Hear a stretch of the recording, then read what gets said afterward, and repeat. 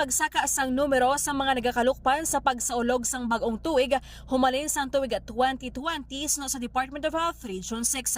Base sa report sang DOH Region 6, yara sa 42 ka firecracker-related incident ang na-record sang tuig 2020, 130 sang tuig 2021, samtang 212 sang tuig 2022, kag 294 naman sang tuig 2023.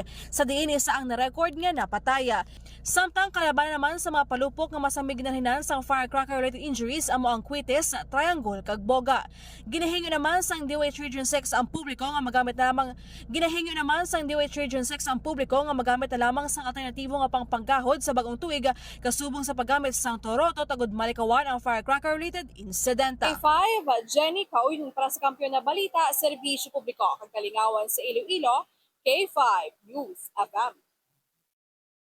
Ang ining balita ang ginadulong sa inyo sang DTX Coffee Mix. Himo sa natural nga sangka pareho sang amarkuso, chia seeds, sugared cane extract powder. DTX Coffee Mix. Nakakapi ka na, naka-detox ka pa. DTX Coffee Mix. Mabakal sa mga butika.